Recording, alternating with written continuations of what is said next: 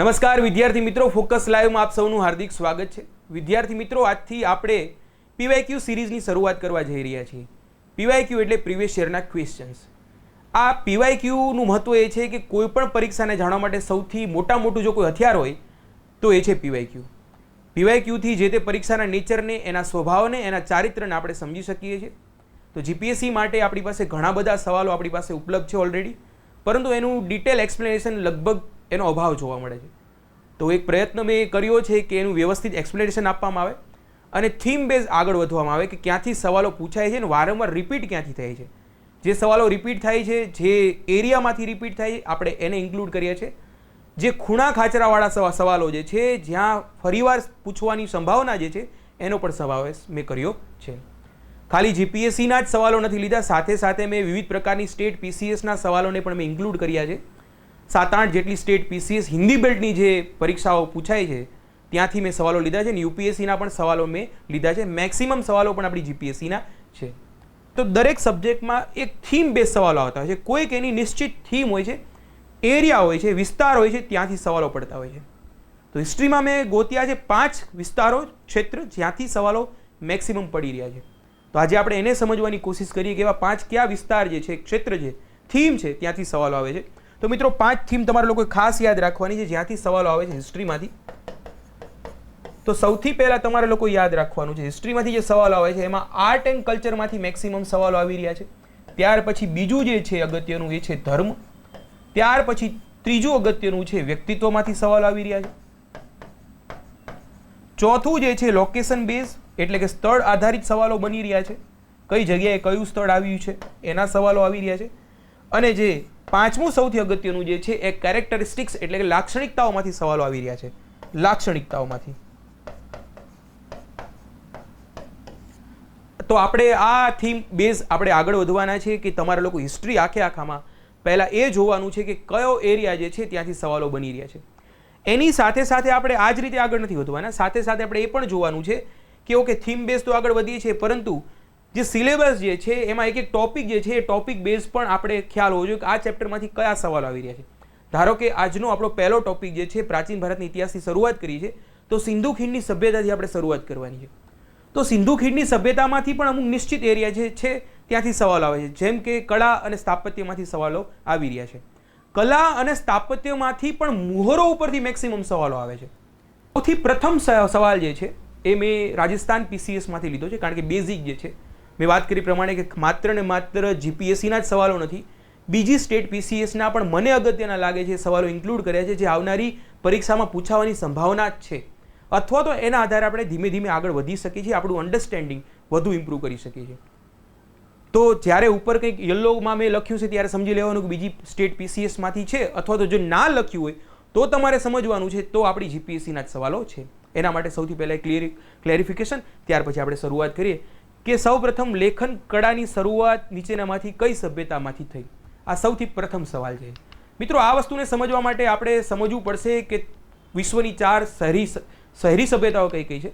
તો મિત્રો, મેં વાત કરી પ્રમાણે કે નાઇલ નદીના કિનારો પર મિશ્રની સભ્યતા સૌથી પ્રથમ સભ્યતા જે છે, આ 4 સભ્યતાઓમાંથી સૌથી પ્રથમ સભ્યતા જે છે એ મેસોપોટેમિયાની સભ્યતા, જેને આપણે તમારા લોકો એ પણ ખાસ યાદ રાખવાનું છે જેને આપણે સાથે સાથે સુમેરિયન સભ્યતા પણ કહીએ છીએ। આ જ સભ્યતા જે છે વિશ્વની પ્રથમ સભ્યતા છે। પ્રથમ શહેરો અહીં મળી આવ્યા છે। પ્રથમ શહેરો એ સિંધુ નદી કિનારે નથી મળી આવ્યા, એ વિશ્વની પ્રથમ શહેરી સભ્યતા 4માંથી એક છે ખરી, પરંતુ પ્રથમ જે શહેર જે છે મિત્રો આપણે યાદ રાખવાનું છે કે મેસોપોટેમિયા અથવા તો સુમેરિયામાં મળી આવ્યા છે। મિત્રો, પ્રથમ લેખન કળાની શરૂઆત પણ અહીંથી થઈ છે। પ્રથમ જે લેખન કળાની શરૂઆત જે છે એ પણ અહીં થઈ છે। તો સૌથી પ્રથમ આપણે યાદ રાખવાનું। બીજી વસ્તુ તમારે લોકો ખાસ યાદ રાખવાનું છે, જે વિદ્યાર્થીઓ મિસ કરતા હોય છે, કે મેસોપોટેમિયાના લોકો આપણને મેલુઆ શબ્દો આપણી માટે વાપરે છે। તો કેમ વાપરે છે? કારણ કે આપણે મેસોપોટેમિયાની જે લિપિ જે છે, જે સ્ક્રિપ્ટ જે છે, આપણે એને ઉકેલી શક્યા છીએ। તો લિપિ, ભાષા, બોલી એને પણ આપણે સમજવી પડશે ને। આના પછીના સવાલમાં આપણે એને સમજીશું અને એના આધારે એક સવાલને પણ આપણે સોલ્વ કરીશું। તો અહીં આપણે એની લિપિ જે છે, એની સ્ક્રિપ્ટ જે છે, એ સ્ક્રિપ્ટને આપણે ઉકેલી કાઢી છે અને ડેસિફર કરી નાખી છે આપણે। એના કારણે ખબર પડી છે કે સિંધુ લોકો માટે કયા શબ્દો વાપરે છે। અને જે ચોથી સભ્યતા જે છે એ ચીનની હવાંગો નદી કિનારે આવેલી ચીની સભ્યતા છે। તો મિત્રો જે સવાલ જે છે સૌથી પહેલાં ફરીવાર આપણે સવાલને જોઈએ તો સૌપ્રથમ લેખન કળાની શરૂઆત ક્યાં થઈ? તો ખાસ યાદ રાખજો મિત્રો, સુમેરિયન અથવા મેસોપોટેમિયાની સભ્યતામાંથી. લોકો અહીં કન્ફ્યુઝ એના માટે થઈ જશે કારણ કે એ લોકો ઇન્ડસ વેલી સિવિલાઇઝેશન કરીને આવશે. તમે લોકો જોઈ શકો છો અહીં એ લોકોની જે લિપિ જે છે ચિત્રાત્મક લિપિ છે મેસોપોટેમિયા અથવા સુમેરિયન સભ્યતાની. તો આપણે એને ઉકેલી કાઢી છે. તમે એના શબ્દો જોઈ શકો, ABCDEFGXYZ પ્રમાણે જોઈ શકો છો. આ એના લખાણ જે છે હવે એને ઉકેલાઈ ગઈ છે, એના કારણે એ લોકો મેલુહા આપણી માટે શબ્દ વાપરે છે, એ પણ આપણને લોકોને ખ્યાલ પડી ગયો છે. પણ મેં તમને લોકોને કીધું હતું કે એક શબ્દો સમજવાના છે. પ્રાગ ઐતિહાસિક સમયગાળો એટલે શું, આદિ ઐતિહાસિક સમયગાળો એટલે શું અને ઐતિહાસિક સમયગાળો એટલે શું. એના માટેનો એક મસ્ત સવાલ આપણી સમક્ષ છે, આપણે એને પણ જોઈ લઈએ. તો 4 શહેરી સભ્યતાઓને જોઈ, પરંતુ સિંધુ સભ્યતાને લઈને UPPSC એકને એક સવાલ મિત્રો 2 અલગ અલગ GPSC માંથી પૂછાઈ ગયો છે. અલગ અલગ સ્ટેટ PCS ની પરીક્ષાઓમાં એક જ સવાલ UPPSC ઉત્તર પ્રદેશની PCS અને બિહારની PCS માં પૂછાઈ ગયા, એક જ સવાલ. તો મતલબ કે સંભાવના છે બીજી સ્ટેટ PCS પણ ઉપાડી છે, કારણ કે ચેપ્ટર તો સરખું છે. તો સિંધુ સંસ્કૃતિ અસ્તિત્વમાં આવી એ સમયગાળો કેવો હતો, એવો એક સવાલ હતો. પ્રાગ ઐતિહાસિક સમયગાળો, આદિ ઐતિહાસિક સમયગાળો, ઐતિહાસિક સમયગાળો, pre history, proto history and history. હવે આ 3 શબ્દોને આપણે સમજવાના છે કે આ શબ્દો કહેવા શું માંગે છે. તો આ શબ્દને સમજવા માટે સૌથી પહેલા આપણે એ સમજીએ કે પ્રાગ ઐતિહાસિક સમયગાળો શું છે, આદિ ઐતિહાસિક સમયગાળો શું છે અને ઐતિહાસિક સમયગાળો શું છે. તો મિત્રો એને સમજવા માટે આપણે પહેલા ભાષા, બોલી અને લિપિને સમજવી પડે. ભાષા, બોલી પ્લસ લિપિ, સ્ક્રિપ્ટ જેને કહીએ છીએ, ડાયલેક્ટ, સ્ક્રિપ્ટ એન્ડ લેંગ્વેજ. તમારે લોકો અહીં જે લખ્યું છે એના ઉપર ફોકસ નથી કરવાનું, ફોકસ મારી ઉપર કરો. હું જે બોલી રહ્યો છું એને સમજવાની કોશિશ કરો. મિત્રો જે હું બોલી રહ્યો છું એ મારી એક પ્રકારની બોલી છે, હું એને બોલી રહ્યો છું. માણસ જાતિના ઉત્ક્રાંતિ જ્યારથી થઈ ત્યારથી ધીમે ધીમે પોતે અલગ અલગ ફેઝમાં પોતે અલગ અલગ નવી નવી વસ્તુ શીખતો ગયો. અગ્નિની શોધ થઈ, લોખંડની શોધ થઈ, ચક્રની શોધ થઈ અને ભાષાની પણ શોધ એક મહત્વપૂર્ણ શોધ ગણવામાં આવે છે. પણ ભાષાની શોધ અચાનક નથી થઈ ગઈ, એના પણ ડાયમેન્શન છે. સૌથી પહેલા માણસ બોલતા થયો ત્યારે અલગ અલગ પોતાની વાતને પ્રસ્તુત કરવા માટે, પોતાના કમ્યુનિકેશન માટે એ અલગ અલગ અવાજો કાઢવા લાગ્યો. ધીમે ધીમે બોલતો થયો. માણસ બોલી રહ્યો છે, પણ બોલતો હોય એને બોલી કહીએ છીએ, પરંતુ પોતે બોલી રહ્યો છે એ ઓરલી, મૌખિક પરંપરા છે. આ મૌખિક રીતે જે પ્રસ્તુત કરવામાં આવે છે, જ્યારે એને કોઈ આકૃતિ દ્વારા, મિત્રો ખાસ સમજજો, જે પોતે બોલી રહ્યો છે એને કોઈ આકૃતિ દ્વારા પ્રેઝન્ટ કરવામાં આવે, પ્રસ્તુત કરવામાં આવે, તો એ આકૃતિને આપણે શું કહીએ છીએ? એને આપણે સ્ક્રિપ્ટ કહીએ છીએ અને લિપિ કહીએ છીએ. ધારો કે હું આવી આકૃતિ દોરી નાખું તો એનો કોઈ મતલબ નથી, પણ હું તમને વર્ષોથી શીખડાવું કે આવું જ્યારે લખેલું હોય આને ઓ જ કેવું, ત્યારે તમારા મગજમાં જશે અચ્છા આરી ઓ છે. અથવા હું આવી આકૃતિ દોરી નાખું, હવાનો કોઈ મતલબ નથી થતો, પરંતુ વર્ષોથી હું તમને લોકોને સમજાવું કે આ જો આકૃતિ જોવા મળે તો તમારે લોકોને અસમજવાનો છે. અથવા તો હું તમને આવી આકૃતિથી વર્ષોથી સમજાવું છું કે આવી આકૃતિ દોરી હોય તો ત્યારે તમારે એને એ સમજવાનું છે. અને આપણે સમજીએ નાનપણથી આપણે ઘૂંટાવડાવ્યું છે આપણી સમક્ષ. તો મિત્રો જ્યારે કોઈ બોલી માટે, કોઈ બોલી રહ્યા છે એની માટે કોઈ આકૃતિઓ દર્શાવવામાં આવે ત્યારે એ આકૃતિ અથવા જે સ્ક્રિપ્ટ જે છે અથવા જે લિપિ જે છે એને આપણે લિપિ કહીએ છીએ. અને જ્યારે બોલી માટે કોઈ લિપિ બને, તો જ્યારે કોઈ બોલી માટે લિપિ બનેલી હોય એને આપણે ભાષા કહીએ છીએ. ગુજરાતી ભાષા મતલબ કે બોલી છે, એની પોતાની લિપિ પણ છે, ગુજરાતી લિપિ. હિન્દી પોતે બોલી છે તો એની પણ પોતાની લિપિ છે, દેવનાગરી લિપિ. ઇંગ્લિશ, લેટિન વગેરે વગેરે અલગ અલગ પ્રકારની ભાષાઓ ક્યારે બની? જ્યારે એની પોતાની લિપિ પણ હોય.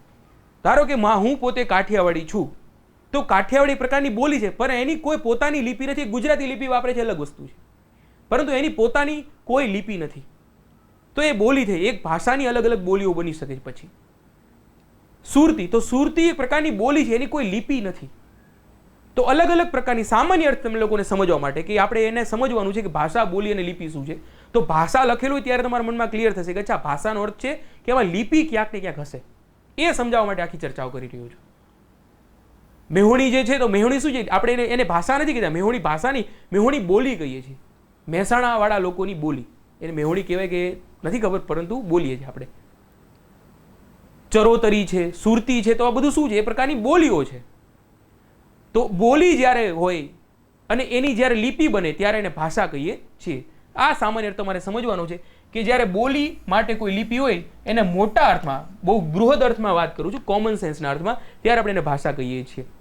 હવે શબ્દને સમજવાની કોશિશ કરીએ કે તો ભાષાને અર્થ, આપણે ભાષાનો અર્થ સમજી ગયા કે એની પોતાની કોઈ બોલી માટેની કોઈ લિપિ હશે, કોઈ સ્ક્રિપ્ટ હશે. આપણે એટલી માહિતી થઈ ગઈ. કોઈના આકૃતિઓ હશે જેના આધારે આપણે કહી શકીએ અથવા વાંચી શકીએ કે કહેવા શું માંગી રહ્યા છે. તો મિત્રો સૌથી પહેલા આપણી માટે ત્રણ શબ્દોને સમજવાના છે અને વારંવાર પરીક્ષાઓમાં ક્યાંક ને ક્યાંક પૂછાય છે. એ છે પ્રાગ ઐતિહાસિક સમયગાળો, આદ્ય ઐતિહાસિક સમયગાળો અને ઐતિહાસિક સમયગાળો. તો પ્રાગ ઐતિહાસિક સમયગાળો એટલે મિત્રો તમને ભાષા ખબર પડી ગઈ છે. હવે તમને લોકોને સમજાશે કે પ્રાગ ઐતિહાસિક સમયગાળો એટલે એવો સમયગાળો જ્યાં ભાષાની શરૂઆત નથી થઈ. મતલબ કે ત્યાં એની કોઈ ભાષા માટેની કોઈ લિપિ જ બની નથી. એ લોકો બોલી તો રહ્યા છે પરંતુ હજી એ લોકોએ કોઈ લિપિ વિકસાવી નથી. આટલી વસ્તુ સમજી ગયા છો ત્યારે તમને બીજો પોઈન્ટ એકદમ સરળ લાગશે કે આદ્ય ઐતિહાસિક સમયગાળો અથવા તો પ્રોટો હિસ્ટ્રી, આ છે પ્રી હિસ્ટ્રી. ઇંગ્લિશમાં આને પ્રી હિસ્ટ્રી લખ્યું હશે, અહીં પ્રોટો હિસ્ટ્રી લખ્યું હશે. તો આદ્ય ઐતિહાસિક સમયગાળો એટલે એવો સમયગાળો, ખાસ મિત્રો યાદ રાખજો, કે જ્યાં ભાષાનો વિકાસ તો એ લોકો કરી નાખ્યો છે પરંતુ એ લોકોએ ભાષાનો વિકાસ કર્યો છે. મતલબ કે એ લોકો પોતાની લિપિ છે ખરી, પરંતુ આપણે હાલના સમયગાળામાં એ લિપિને ઉકેલી શક્યા નથી. મતલબ કે આપણે એ લિપિ જે છે એ લિપિને ઉકેલી શક્યા નથી, ઉકેલ નથી થયો.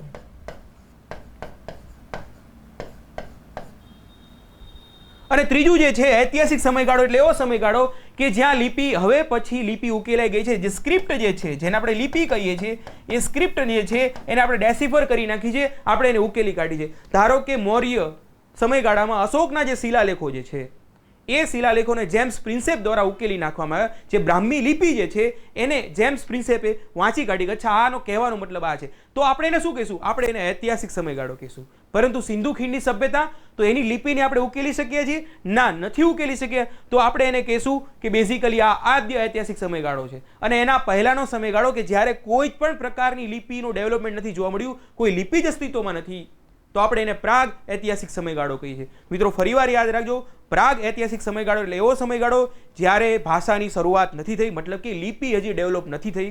ત્યાર પછી જે આદ્ય ઐતિહાસિક સમયગાળો, મતલબ કે ત્યારે લિપિની શોધ એ લોકોએ કરી નાખી છે પરંતુ એ લિપિને આપણે હાલ ઉકેલી શક્યા નથી. અને ત્રીજું છે ઐતિહાસિક સમયગાળો, મતલબ કે આપણે લિપિને ઉકેલી શક્યા છીએ. અશોકના શિલાલેખ, બ્રાહ્મી લિપિ, જેમ્સ પ્રિન્સેપે એને ઉકેલી કાઢી, પરંતુ ઇન્ડસ વેલી સિવિલાઇઝેશનની લિપિ જે છે એને આપણે ઉકેલી નથી શક્યા. ડેવલપ એ લોકોએ કરી છે, એ લોકો પાસે છે લિપિ, પરંતુ આપણે નથી ઉકેલી શક્યા. એના કારણે આપણે આદ્ય ઐતિહાસિક સમયગાળો કીધો અને પ્રાગ ઐતિહાસિક સમયગાળો કે કોઈ લિપિ જ નથી, બોલી નથી એવું નથી મિત્રો. કારણ કે બોલતા હશે કે નહીં બોલતા અથવા એનું ભાષાનું સ્વરૂપ, બોલીનું સ્વરૂપ ડેવલપ થયું હશે એની માહિતી આપણી પાસે ક્યારેય નહીં પહોંચે, કારણ કે ક્યાં એના એવિડન્સ છે નહીં. તો આ કેમ ભાગ પાડ્યા? કારણ કે હિસ્ટોરિયન, ઇતિહાસકારોએ પોતે હિસ્ટ્રીને સમજવા માટે અલગ અલગ પ્રકારના સાક્ષ્ય, એના સોર્સિસને સમજવા માટે એને અલગ અલગ ભાગોમાં વહેંચે છે. પ્રાગ ઐતિહાસિક સમયગાળો એટલા માટે વહેંચ્યો કારણ કે હિસ્ટોરિયનને ખબર પડે, ઇતિહાસકારોને ખબર પડે કે આપણે હિસ્ટ્રીને જાણવા માટે આપણે લખાણ નથી, તો આપણે બીજા એવિડન્સ, બીજા પુરાવાઓ ઉપર આપણે ફોકસ કરવું પડશે, ખોદકામ કરવું પડશે, ખનન કરવું પડશે. ત્યાર પછી આદ્યસિક સમયગાળો જે છે ત્યાં લોકોને ખબર પડશે ભાષા છે ખરી, ઉકેલાણી નથી, તો એક કામ છે ઉકેલું, અને જ્યાં સુધી ઉકેલાય નહીં ત્યાં સુધી આપણે બીજા સાક્ષ્ય, બીજા પુરાવા આધારિત આપણે ઇતિહાસને પારખવો પડશે.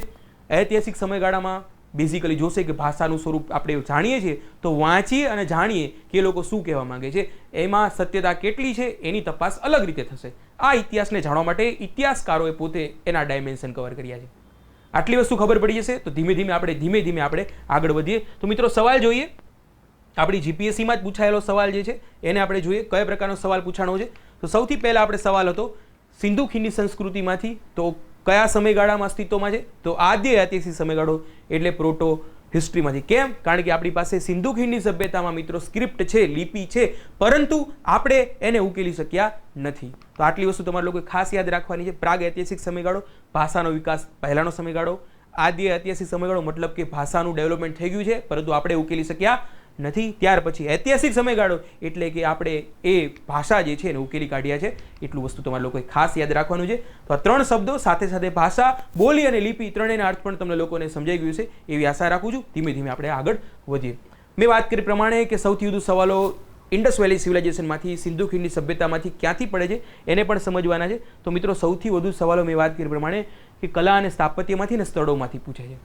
બધામાંથી પૂછે છે પરંતુ આપણે એમાં ધ્યાન રાખવું. પણ કલા અને સ્થાપત્યમાં પણ બે ભાગ છે, કળા અને સ્થાપત્ય. કળા અને સ્થાપત્ય વચ્ચેનો પણ તમને લોકોને તફાવત કહી દઉં. બેઝિક તફાવત છે. કળા બેઝિકલી થોડુંક નાનું હોય, સ્થાપત્ય થોડાક મોટા હોય. કળા જે છે એ પ્રત્યક્ષ જેને જોઈ શકાય એવી પણ હોય, જેને સ્પર્શ કરી શકાય એવી હોય, અથવા તો જેને આપણે ફીલ કરી શકીએ એવી પણ હોઈ શકે. ધારો કે કોઈ ગાઈ રહ્યું છે તો એને આપણે એ હોય નહીં, ટેન્જિબલ નથી, ઇનટેન્જિબલ છે, અમૂર્ત છે, તો એને પણ કળા કહીએ છીએ. જ્યારે સ્થાપત્ય જે છે એ મોટા હોય અને આપણે જોઈ શકીએ છીએ, ટેન્જિબલ વસ્તુ હોય છે, મૂર્ત હોય છે, જેનું અસ્તિત્વ હોય છે. કોઈ સંગીત ગાય છે તો સંગીતની રચના છે, તો સંગીત જે છે અથવા કોઈ નૃત્ય કરી રહ્યું છે તો આપણે એને કળા કહીએ છીએ. આ સમયગાળાની જે કળાઓ જે છે અલગ પ્રકારની છે. ટેન્જિબલ પ્રકારની કળાઓ છે. ટેન્જિબલ અને ઇનટેન્જિબલ બંને પ્રકારની હોય છે. તમને લોકોને ટેન્જિબલ અને ઇનટેન્જિબલ વચ્ચે ખબર ના પડે તો ચિંતા કરવાની નહીં, ખાલી બેઝિક ઇન્ફોર્મેશન તમારે જોઈ લેવાની છે. કઈ પ્રકારની કળાઓ છે?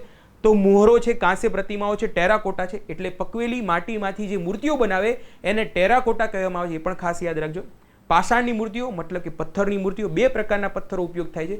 એક તો સેન્ડસ્ટોન એટલે કે લાલ બલુઆ, એક બલુઆ પથ્થર, અને બીજું છે લાલ બલુઆ પથ્થર.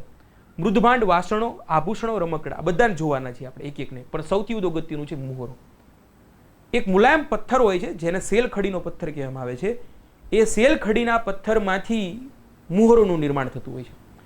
મોહરો જે છે એ કેવા પ્રકારની હોય છે એને સ્ટડી કરીએ, અને કેવા પ્રકારના સવાલો પૂછાય છે એને પણ જોઈએ. સૌથી પહેલાં આપણે મોહરોથી શરૂઆત કરીએ. વારંવાર રિપીટ થાય છે એ જોશું આપણે કેવા પ્રકારના સવાલો રિપીટ થાય. તો મોહરો કઈ પ્રકારની?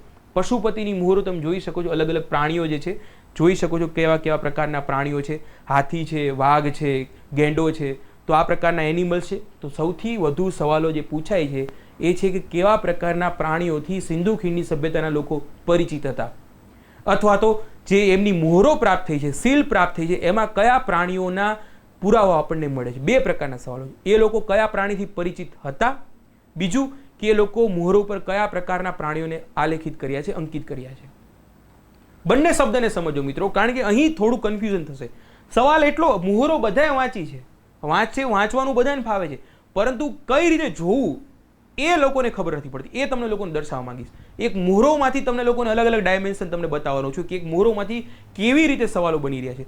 તો તમે અહીં જોઈ શકો છો અલગ અલગ પ્રકારના પ્રાણીઓ જે છે, હાથી છે, ગેંડો છે, વાઘ છે. તો એનિમલ આપણે જોવાના કયા પ્રકારના એનિમલ છે તમે જોઈ શકો છો કે અહીં ફરીવાર હાથી જોવો છો, વાઘ જોવો છો, ગેંડો જોવો છો, સ્વસ્તિકનું ચિહ્ન જોવો છો. આપણે જે ધાર્મિક રીતે જેને પવિત્ર ગણીએ છીએ એવા સ્વસ્તિકના ચિહ્ન પણ અહીં જોવા મળ્યા છે. બકરીના ચિહ્ન જોવા મળે છે. મેક્સિમમ વધારેમાં વધારે જે ચિહ્નો આ મોહરોમાં જે જોવા મળ્યા છે એ આખલાના, બળદના જોવા મળ્યા છે.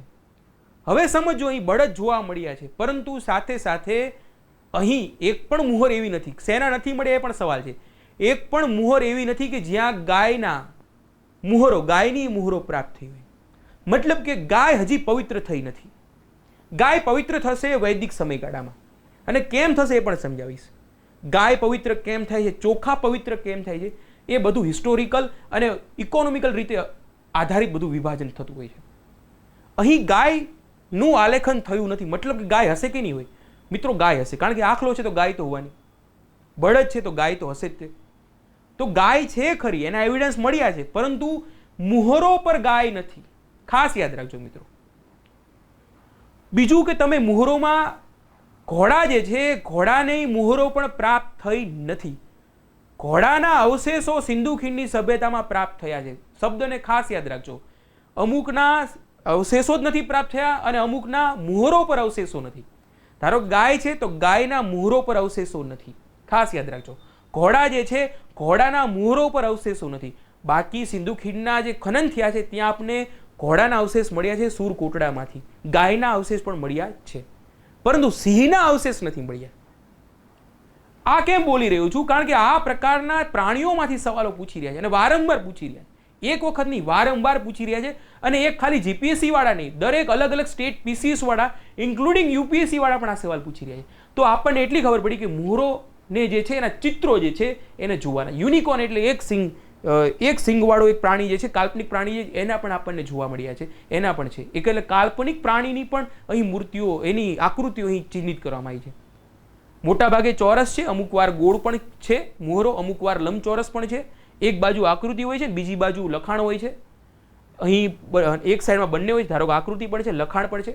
અને આ જે લખાણ જે છે, જે સ્ક્રિપ્ટ જે છે, એને આપણે ઉકેલી શક્યા નથી. આખલાની મેક્સિમમ મોહરો આપણે આખલાની પ્રાપ્ત થઈ. સૌથી હવે સિંધુ ખીણની સભ્યતાના આપણા સવાલોને જોઈએ. હવે તમે જોશો જેટલું હું બોલ્યો છું એનાથી કેટલા સવાલો રિપીટ થાય છે અને કેવા ડાયમેન્શનથી થાય છે આપણે એને પણ જોવાના છે.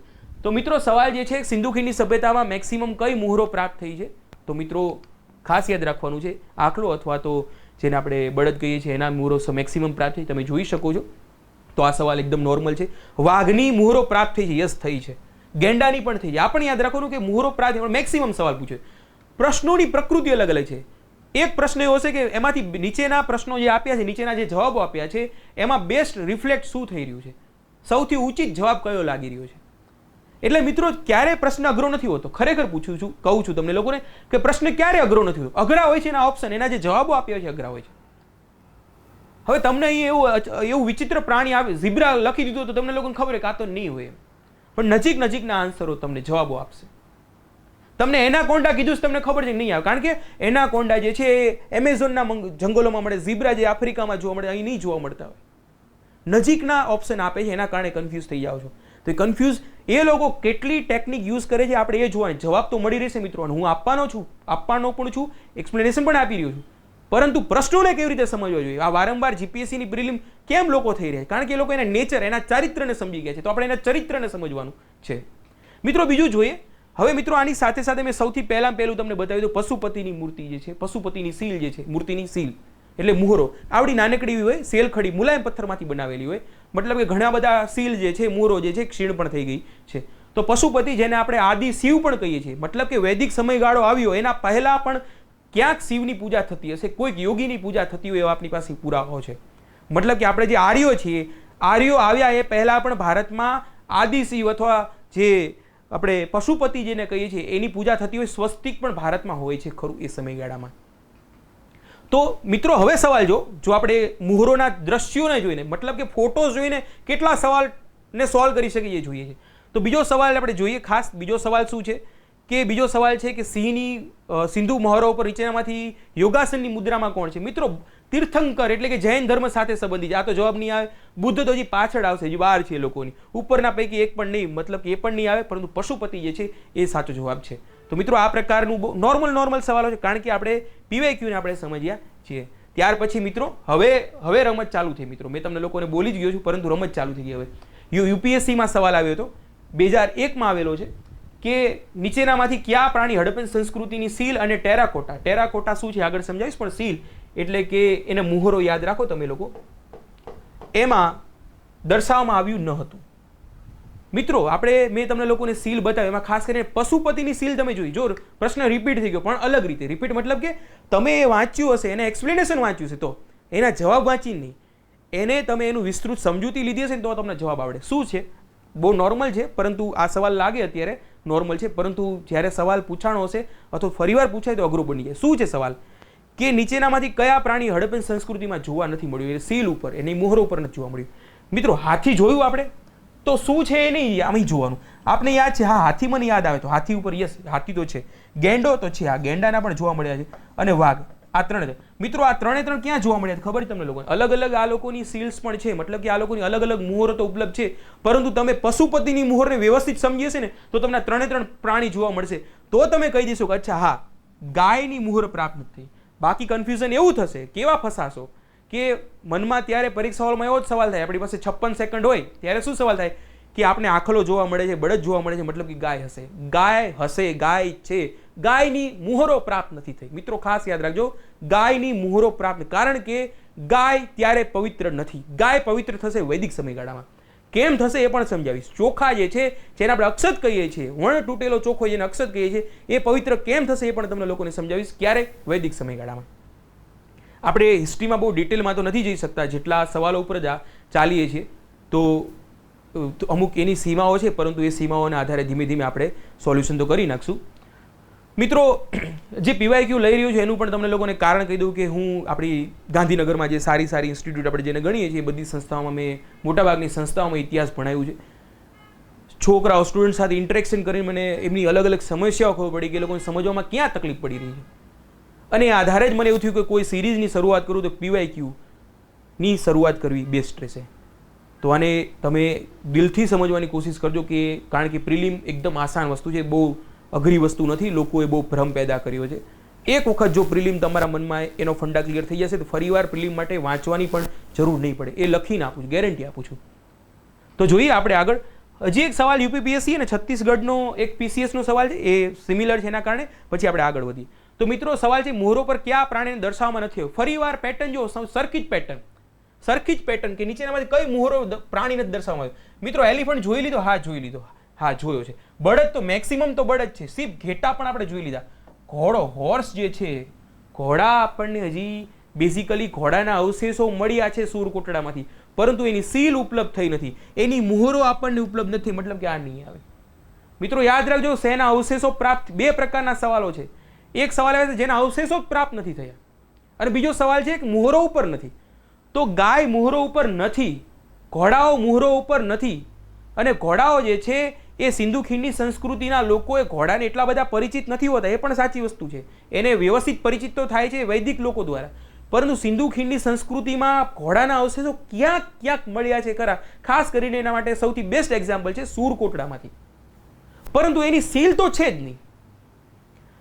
હજી એવો ને એવો છત્તીસગઢનો સવાલ જે છે મિત્રો, ખાસ જોઈ લેજો, રિપીટેશન તમે, અને સમજાય નહીં તો ફરીવાર જોજો, કારણ કે આ જ છે રમત, પ્રશ્નોને સમજવાની રમત આ જ છે. હવે સવાલ શું છે કે કયા પ્રાણીના અવશેષો મળ્યા નથી? સવાલ મિત્રો અહીં મોહરો ઉપરનો નથી, પ્રશ્નને હજી સમજજો. અત્યાર સુધી જેટલા પણ સવાલ ચાલતા હતા એ સવાલમાં મોહરો ઉપરની ચર્ચા થતી હતી, સીલ ઉપરની ચર્ચા, પણ અહીં સવાલ બદલાઈ ગયો. સવાલ છે કે કયા પ્રાણીના અવશેષો સિંધુ ખીણમાં જ નથી મળ્યા? મોહરો ઉપરની વાત જવા દો. તો મિત્રો હવે તમે જુઓ કે હા, ગાયની મોહરો ઉપર નથી પ્રાપ્ત થઈ, પણ ગાય છે ખરી મિત્રો, ગાય તો છે, મતલબ એના અવશેષો મળ્યા છે, મોહરો ઉપર નથી. બીજું છે હોર્સ, હોર્સની મોહરો ઉપર નથી, પરંતુ એના અવશેષો પ્રાપ્ત થયા છે ખરા મિત્રો સૂરકોટડામાંથી. એલિફન્ટ તો આપણે નીકળી જાય, લોકો કન્ફ્યુઝ આ બેમાં થાય, આ ત્રણમાં થાય. બહુ યુનિક સવાલ છે મિત્રો, બહુ એટલે બહુ યુનિક સવાલ છે. આને સમજી જશો તો તમારે મોહરોમાંથી તમારું અન્ડરસ્ટેન્ડિંગ બહુ ક્લિયર થઈ જવાનું. સવાલ શું છે મિત્રો? ફરીવાર, કયા પ્રાણીના અવશેષો નથી મળ્યા? મતલબ કે મોહરો ઉપર નહીં, અવશેષો જ નથી મળ્યા. તો મિત્રો ઘોડાની આપણે કન્ફ્યુઝ કઈ રીતે થઈ કે ઘોડાની મોહરો નથી મળી, ઓકે, ગાયની મોહરો નથી મળી, પણ એ બંનેના અવશેષો મળ્યા છે મિત્રો. એલિફન્ટ તો મોહરો ઉપર છે, મતલબ કે અવશેષો પણ મળે, એટલે તો આપણે એને સૌથી પહેલા ડિલીટ કરી નાખીએ. તો એનો સાચો જવાબ હશે મિત્રો સિંધુ ખીણની સભ્યતામાં, ખાસ યાદ રાખજો, સિંહના અવશેષો મળ્યા નથી. આ છત્તીસગઢની પીસીએસમાં સવાલ હતો મિત્રો, મેં ત્યાંથી ઉપાડ્યો, મને લાગ્યું કે આ સવાલ ઉપાડવો જોઈએ. એટલો અગત્યનો સવાલ છે કે યુનિક લાગશે. આ બંને સવાલને તમે આ જેટલા પણ મોહરોમાંથી સવાલો આપણે લીધા છે એને સમજી જાઓ એટલે તમને લાગશે કે ના, મોહરોમાંથી કેવા પ્રકારના સવાલો બની રહ્યા છે. સામાન્ય રીતે શું થતું હોય કે પ્રશ્ન વર્ષ પ્રમાણે ગણી લે અને વર્ષ પ્રમાણે સોલ્વ કરાવી નાખે, એવી રીતે ના કરાય. એ થીમ બેઝ આપણે આગળ વધવું પડે. કઈ કઈ થીમ, ધારો કે આર્ટ એન્ડ કલ્ચરમાં આપણે જઈએ છીએ, આર્ટ એન્ડ કલ્ચરમાં પણ ક્યાં, તો એમાં પણ મોહરો ઉપાડ્યું અને મોહરો પ્રમાણેના સવાલો જોઈ રહ્યા છે. અને તમે હવે ફરીવાર જ્યારે વાંચશો તમારો હિસ્ટ્રીનો સબ્જેક્ટ, તમે જે રીતે વાંચવાનો છો ત્યારે તમારી આખી રીડિંગની પેટર્ન ચેન્જ થઈ જાય મિત્રો. અને આ જ વસ્તુ છે કે તમારી પોતાની પદ્ધતિ કેવી છે એ મેટર કરે છે, નહીં કે કેટલું વાંચું, કેટલા લોકો વાંચી રહ્યા છે, પરંતુ એ લોકોની પદ્ધતિમાં અભાવ જોવા મળે છે. અને આ જ વસ્તુનું આપણે સમાધાન કરવાનું છે. તો અહીં હોર્સ આવશે, ઘોડો જે છે, અને અહીં લાયન આવશે. આ વસ્તુ તમારે લોકોએ ખાસ યાદ રાખવાની છે.